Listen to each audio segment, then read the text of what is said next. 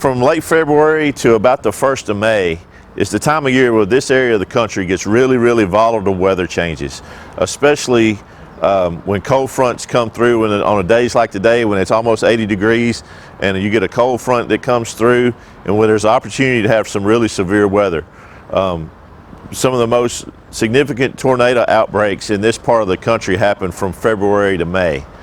So we want to talk real quick just about remembering what the difference between weather watches and weather warnings.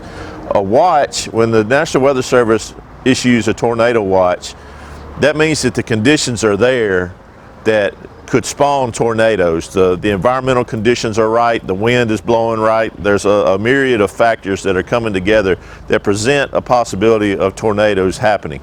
It does not mean that a tornado is actually occurring at the time. When that happens, the National Weather Service will issue a tornado warning for a specified geographic area, and that is when you need to assume that there's a tornado on the ground in the area that you're in if the area you're in is placed under a warning.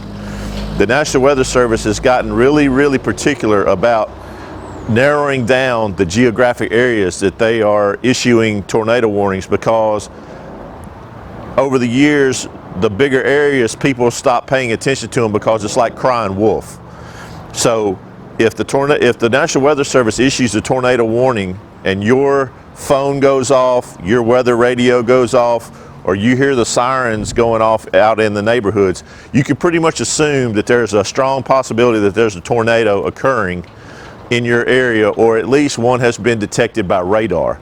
It doesn't necessarily mean that it's actually a tornado. It means that the rotation's present, it's reaching a low level in the atmosphere, and the National Weather Service feels like they need to issue a tornado warning to make people safe.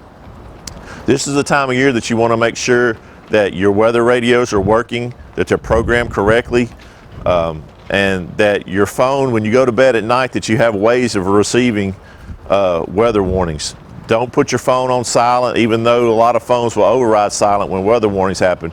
You want to make sure that you have a way of receiving those vital warnings from the National Weather Service in the case of inclement weather. So take those words of advice.